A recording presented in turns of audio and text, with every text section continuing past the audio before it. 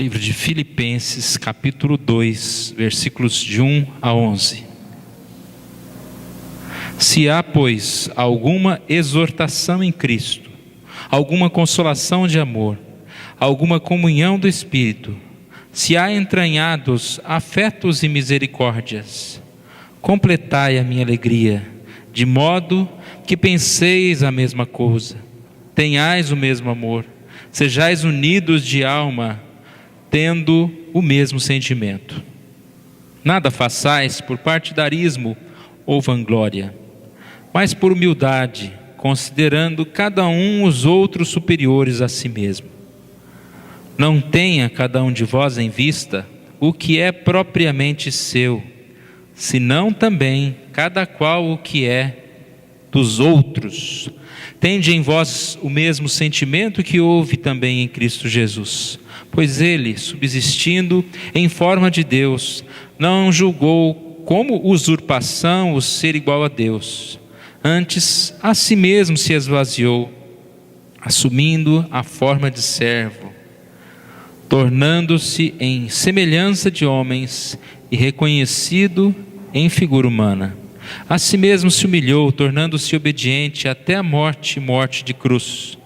Pelo que também Deus o exaltou sobremaneira e lhe deu um nome que está acima de todo nome, para que ao nome de Jesus se dobre todo o joelho, nos céus, na terra e debaixo da terra, e toda língua confesse que Jesus Cristo é o Senhor, para a glória de Deus Pai.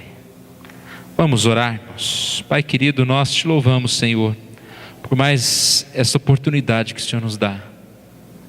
Diante da Tua palavra, ó Deus, que possamos enxergar, ó Deus, um pouquinho mais de nós mesmos, do nosso pecado, da nossa fraqueza, e assim, ó Deus, buscar a mudança que a Tua palavra nos ensina.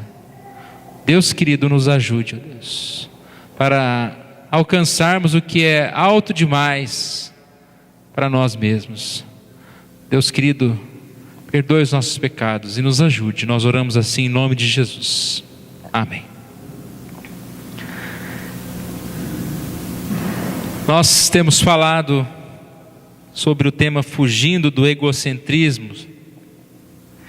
Este tema é muito oportuno, pois desde que o pecado entrou no mundo, o homem procura ser o centro de todas as coisas. Egocentrismo, como diz uma lição da escola dominical que nós estudamos há algumas semanas, é o encurvamento do homem para si mesmo. Gostei dessa definição. O sentimento exagero de alto amor, alto valor. E é um grande mal, né, para a nossa vida. Este egocentrismo afeta o nosso relacionamento com Deus, o nosso relacionamento com o próximo. Ele afeta o nosso relacionamento com Deus, como nós vimos semana passada. Nós temos a tendência a pensar que Deus nos vê como centro do universo e Ele está olhando para nós e nos servindo. O egoísta pensa que Deus é o grande servo dele. Deus existe para me servir, para me ajudar. Ele pensa em querer algo de Deus. E nós aprendemos que nós não devemos pensar assim, mas nós devemos ver Deus como o centro de todas as coisas. E nós é que devemos ser servos, agradar a Deus. E a única coisa que nós devemos querer de Deus é o próprio Deus. Por isso, o versículo dizia: Senhor, mostre-me a Tua glória. O que nós somos, dessa forma, sem o egoísmo, nós somos alguém que serve a Deus, e alguém que reflete a glória de Deus. Então o egocentrismo vem nos atrapalhar na comunhão em relação a Deus, a nossa adoração a Deus, nosso amor a Deus. Mas também o egocentrismo, ele vem atrapalhar o nosso relacionamento para com o próximo. E é isso que nós vamos estudar nessa noite. Segundo o que Paulo ensina aos filipenses, o amor com humildade. Olhando vários textos, este foi um dos textos que me chamou muita atenção, porque ele tem uma forma tão especial quando Paulo fala sobre humildade. E é isso que nós vamos estudar um pouquinho aqui. Paulo, ele começa desde o início desse texto elogiando aquelas pessoas, e no versículo 27 ele já fala sobre unidade, no capítulo 1, quando ele diz que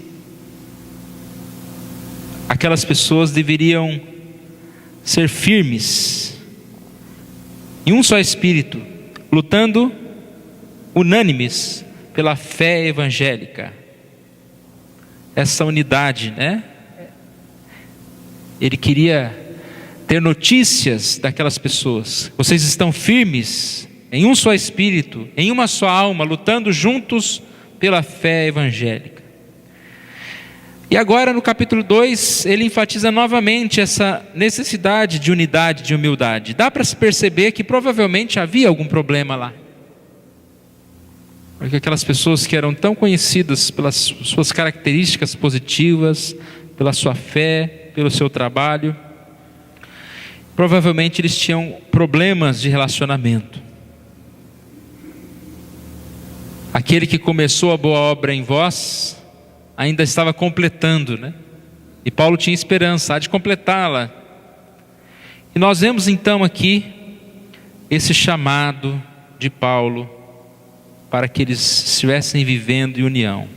O apelo de Paulo começa no versículo 1, baseado na própria crença deles. Se por estarmos em Cristo, nós temos alguma motivação, alguma exortação de amor, alguma comunhão do Espírito, alguma profunda afeição e compaixão. Se por estarmos em Cristo. 2:1 na linguagem Nova Versão Internacional. Estarmos em Cristo. Nós sabemos que a união começa baseado em algo que nós temos em comum. E é como se ele dissesse: olha, existe tanta união, né?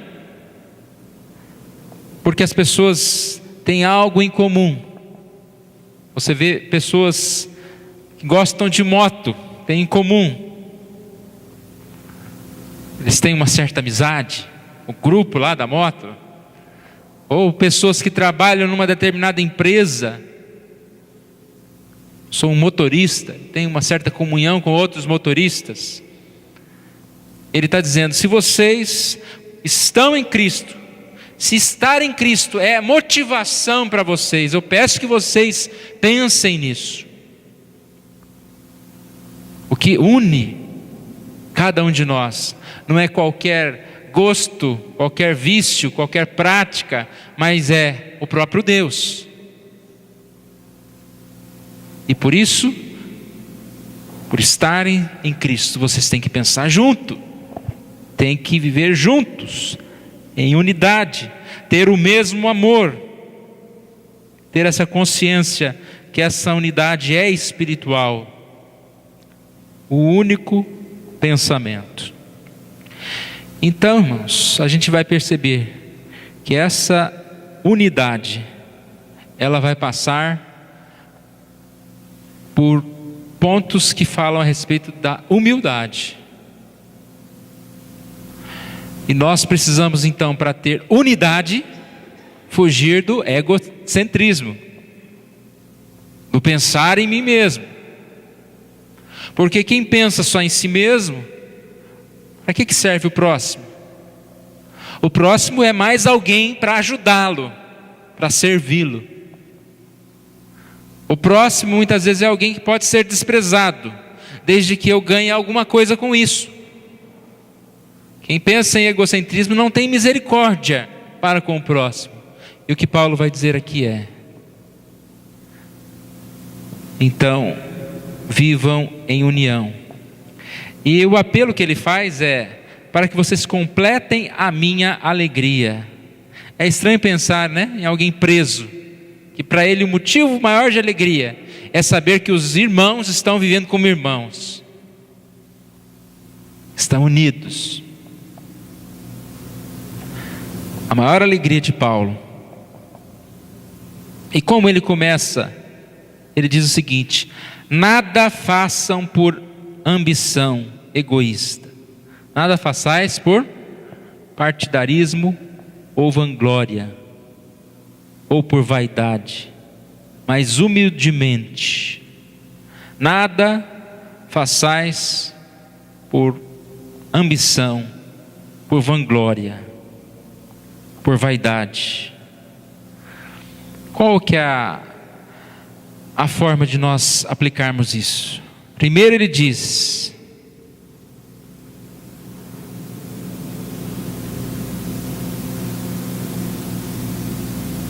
considerem os outros superiores a si mesmo. Como é uma vida de humildade? Em primeiro lugar, considere os outros superiores a si mesmo. Ninguém deve se considerar superior a outra pessoa. Parece muito difícil isso, né? O que envolve o relacionamento? Principalmente com essa tendência egoísta que nós temos. É sempre quando estamos juntos de alguém, fazemos comparações, até encontrarmos um ponto em que eu sou melhor do que o outro. Parece que a gente fica meio incomodado. Enquanto não conseguir olhar alguém e perceber que eu posso me considerar no mínimo igual a ele, melhor que eu me ache melhor do que ele, mas no mínimo igual. Que difícil isso, né? Ter um relacionamento onde você considera o outro superior a você. Alguém poderia dizer: ah, mas isso é errado, isso é mentira. Como que eu vou poder considerar todo mundo superior a mim?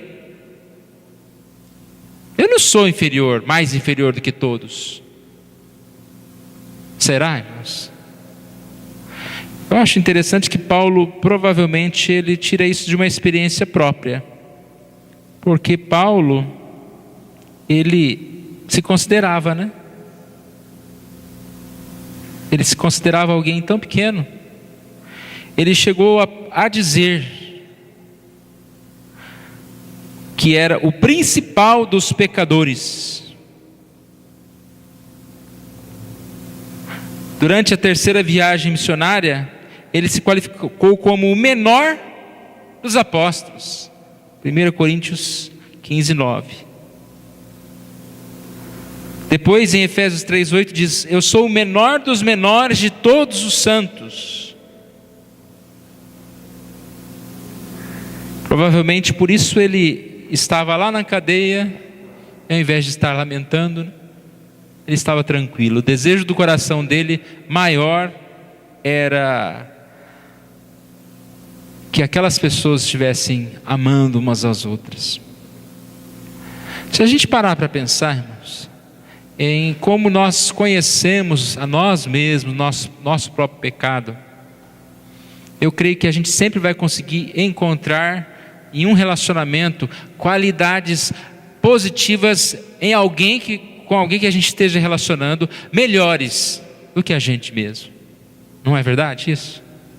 Talvez a gente não faça esse esforço de tentar considerar o outro melhor. Mas se você conversar com qualquer pessoa, seja ela mais humilde que for, não vai demorar muito para você reconhecer algumas coisas que aquela pessoa faz melhor do que você. Olhando para si mesmo e realmente colocando-se diante de Deus em humildade, a gente nunca vai dizer como um fariseu: obrigado, Senhor, porque eu não sou como estes, né? A gente vai dizer: pobre de mim, miserável, pecador. Vai bater no peito, não dizendo, né? Hoje em dia as pessoas batem no peito dizendo: aqui eu sou, né? Não, vai bater no peito dizendo como aquele homem, em humildade, dizendo: pobre de mim, meu coração, como sou pequenino, não mereço tentar ser destaque diante dos outros. E vocês percebem como isso é importante, irmãos? Como isso já elimina uma série de problemas que nós muitas vezes temos de relacionamentos. Eu nunca vi alguém reclamar, né, que fulano é alguém que é muito chato, ele é muito ruim, porque ele é muito humilde, né? Você nunca viu ninguém falar isso. Essa é a primeira lição: considere os outros superiores a você. A segunda lição que a gente encontra nesse texto é: nossas atitudes não devem visar apenas o interesse próprio.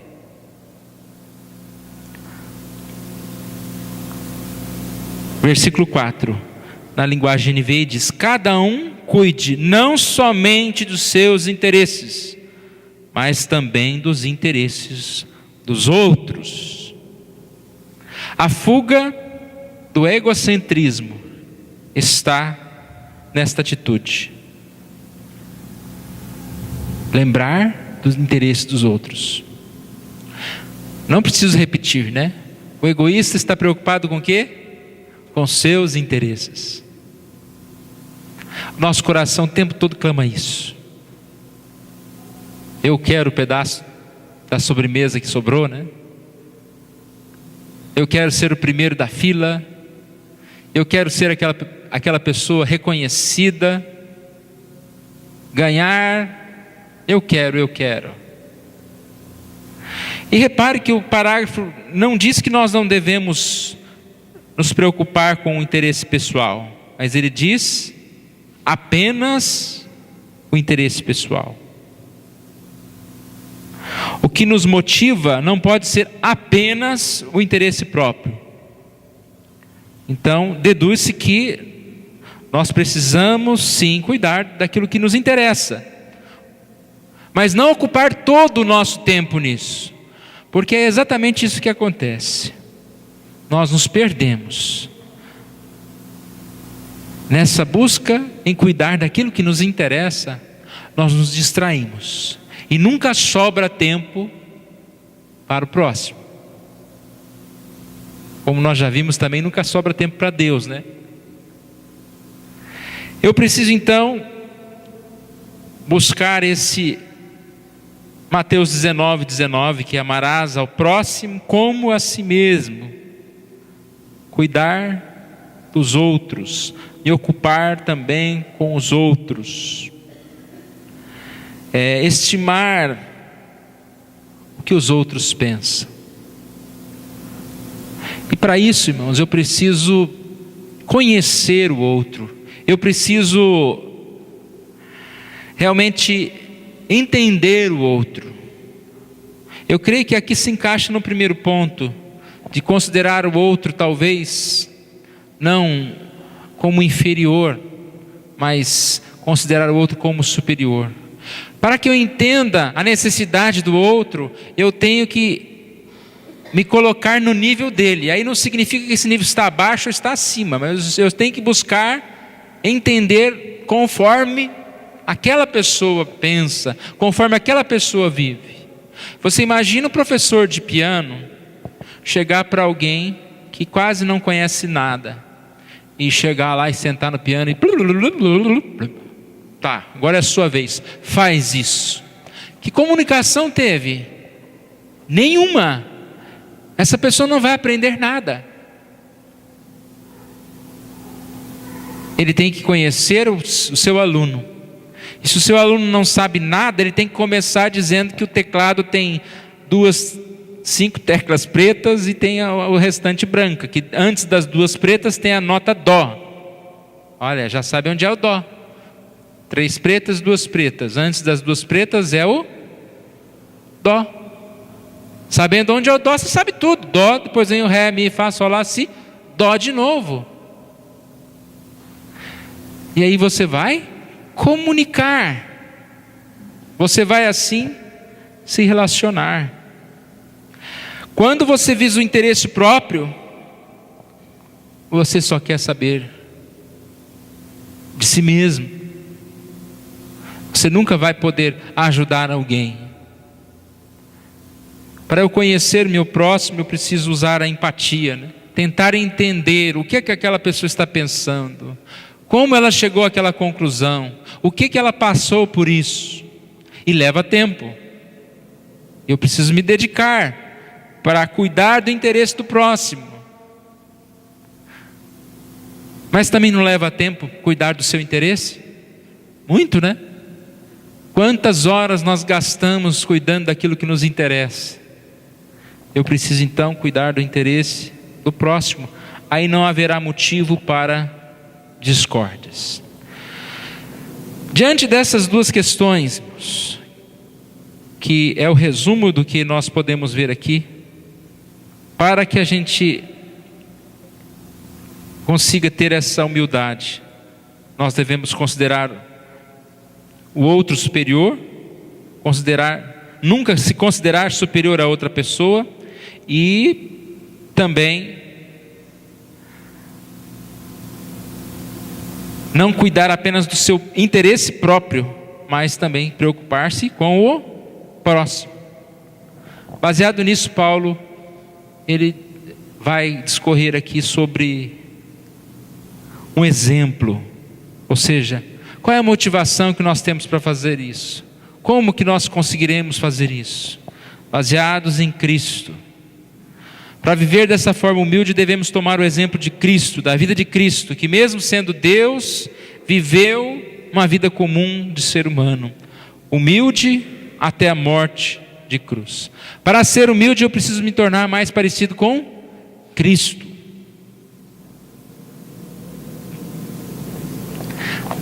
Se a gente achou difícil considerar o outro superior, você imagina como foi difícil a atitude de Cristo.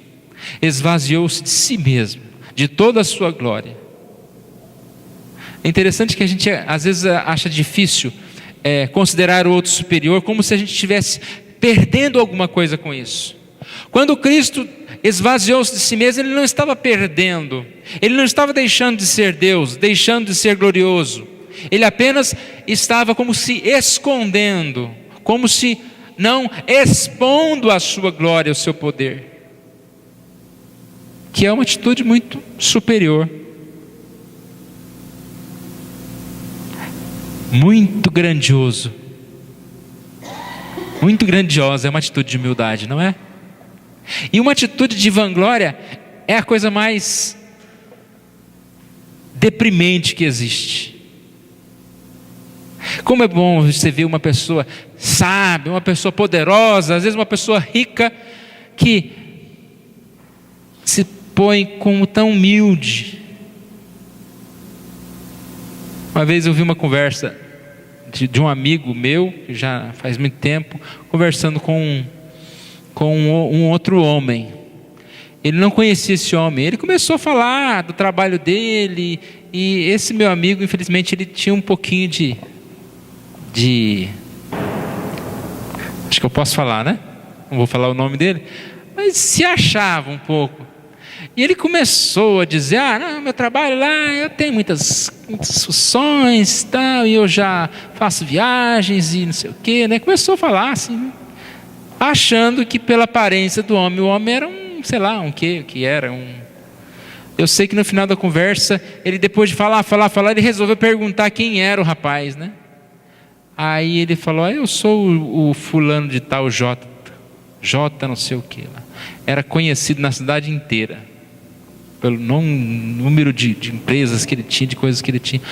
Eu sei que esse meu amigo falou: é? Ah, é?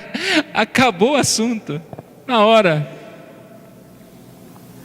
E a gente percebe que quando uma pessoa grande, ou no sentido, né, de conhecimento, sabedoria, quando ela se põe humilde, ela se torna mais bonita ainda, mais importante ainda. Dá gosto de ver. Agora, quando alguém se mostra, quer mostrar conhecimento, quer mostrar poder, se torna muito pequeno. Jesus Cristo então esvaziou-se de si mesmo. Ele, como se diz aqui, despiu da sua deidade, ou seja, como se ele se mantesse escondida por algum tempo, abrir mão da sua glória para cumprir o seu papel. Tornou-se semelhante aos homens. O que é isso, tornar-se semelhante aos homens?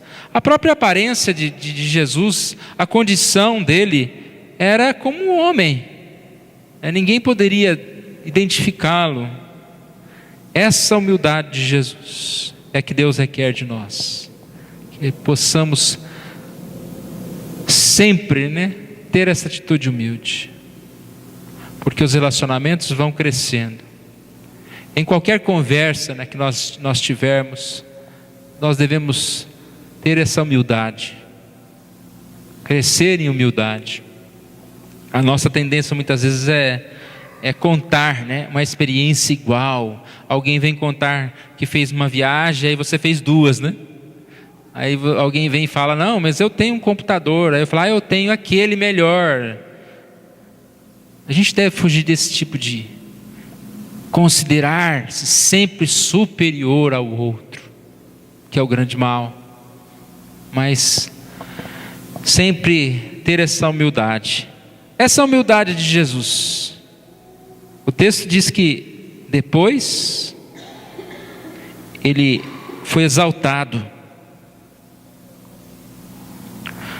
Por isso Deus o exaltou sobremaneira. Versículo 9. Deus o exaltou à posição mais alta, lhe deu o nome que está acima de todo nome, para que o nome de Jesus se dobre todo o joelho nos céus, na terra e debaixo da terra. Toda a língua confesse que Jesus Cristo é o Senhor, para a glória de Deus Pai. Os humildes de espírito herdarão o reino dos céus. Essa humildade nunca vai fazer mal para nós, mas vai nos dar a glória de Deus, vai nos dar o poder de Deus. Enquanto que o ato de soberba é uma amostra de insignificância, o ato de humildade é uma atitude mais grandiosa que a gente pode ter. Quanto mais podemos demonstrar essa humildade, mais a gente vai poder se sentir bem, se sentir grande. Só não chegue ao ponto de dizer eu me orgulho da minha humildade, Aí você já criou problema. Mas quanto mais humildes, mais a gente vai se sentir bem. E mais a gente vai ter esse relacionamento bom que a palavra de Deus nos diz. Fuja do egocentrismo, o grande mal que precede a ruína. Como eu posso fazer isso? Cuidando do meu relacionamento para com Deus. Quando eu vejo Deus como alguém que deve ser glorificado, que deve ser servido. Cuidando do meu relacionamento para com o próximo. Quando eu leio um texto como esse e vejo esse apelo de Paulo como um desafio para mim. Vocês já viram a gravidade desse desafio? Nada façais por partidarismo ou vanglória. Nada. Às vezes, irmãos, nós estamos tão egoístas que parece que tudo que nós fazemos é por algum motivo de aparecer. Ou para ganhar, conquistar a amizade do meu grupo, ou para me achar melhor. Quantos pregadores pregam, mas o principal da cabeça deles é o que os outros vão dizer. Quantos cantam, Mas o tempo todo está preocupado. Será que eu estou bem? Quantas vezes nós fazemos coisas e coisas, e por causa da nossa natureza pecaminosa, nós estamos pensando em nós mesmos como centro. Então lembre dessas duas palavras, irmãos, do texto de hoje. Se a gente fosse resumir aqui em 2 pontos somente: não deve se considerar superior aos outros, e não cuidar apenas dos seus interesses, mas também se preocupar com o próximo. Considere os outros superiores e cuide dos interesses também dos outros, não apenas do seu interesse. Deus esteja nos abençoando, irmãos, para que possamos compreender a profundidade da palavra de Deus. Eu quero concluir lendo o texto que foi lido na liturgia, porque às vezes, irmãos, a gente vem na igreja e o ponto mais importante do culto para nós é uma frase de um hino, uma oração de um irmão que nem sabe, ou uma leitura de um texto. Para mim hoje, a parte importante do culto foi a leitura, início do culto. Abra sua Bíblia, Salmo 37. Confia no Senhor, versículo 3, e faz o bem. Habita na terra e alimenta-te da verdade. Agrada-te do Senhor e Ele satisfará os desejos do teu coração. Entrega o teu caminho ao Senhor, confia nele e o mais Ele fará. Fará sobressair a tua justiça como a luz e o teu direito como o sol ao meio-dia. Olha aqui, irmãos, no lugar do egocentrismo, qual é a grande missão? Confia no Senhor e faz o bem. Fazer o bem. O que é esse fazer o bem? Enquanto nós habitamos na terra, o nosso alimento seja a verdade. Fazer o bem. Qual é o nosso alimento? Nosso alimento tem que ser fazer o bem. Mas fazer o bem me agrada? Aqui diz: agrada-te do Senhor e Ele satisfará os desejos do teu coração. Se faltar alguma coisa, agrada-te do Senhor. Ou seja, o prazer de fazer, de cumprir a vontade de Deus, de se agradar de Deus. E aí entrega o teu caminho ao Senhor, confia nele e o mais Ele fará. Entrega o teu caminho ao Senhor. Ele fará sobressair a tua justiça como a luz, e o teu direito como o sol ao meio-dia. Essa é uma atitude de humildade para nós. Nós vamos nos colocar em pé, irmãos. Vamos orar. Deus querido, nós agradecemos a Ti, Senhor Deus, pela Tua palavra. Agradecemos a Ti, Senhor, por mais um dia que o Senhor nos dá a oportunidade de estarmos aqui na Tua casa. Deus querido, que a Tua palavra, Deus, pregada por Paulo, seja também para nós, ó Deus, uma mensagem, uma exortação, ó Deus. Sabemos que a maior alegria do Senhor é olhar para nós como filhos e saber que o amor do Senhor nos contagia, a ponto de também amarmos uns aos outros. E assim, ó Deus, termos uma só fé, um só pensamento, ó Deus, um só propósito. E que tudo que fizermos aqui, ó Deus, tenha, ó Deus, esse espírito de união. Que o Senhor Deus venha quebrar, ó Deus, qualquer preocupação nossa, crítica de uns para com os outros, e venha nos ajudar, ó Deus, a pensar juntos, a sempre valorizar, ó Deus, aquilo que o nosso irmão tem como importante, a sempre, ó Deus, encontrarmos a melhor forma de trabalharmos, de servirmos ao Senhor em união. Obrigado pela Tua palavra, ó Deus, que o Senhor Deus venha aplicá-la mais e mais no nosso coração e na nossa vida. E nós te pedimos, ó Deus, que o Senhor venha nos perdoar e venha nos limpar, tirando de nós, ó Deus, qualquer raiz de egocentrismo, Deus, desejo de de viver para nós mesmos, Pai. É uma atitude tão egoísta, uma forma tão solitária, ó Deus, tão perdida de ser, que o Senhor afaste de qualquer um de nós, ó Deus, esse desejo, Deus. E nos abençoe. Nós oramos assim em nome de Jesus. Amém.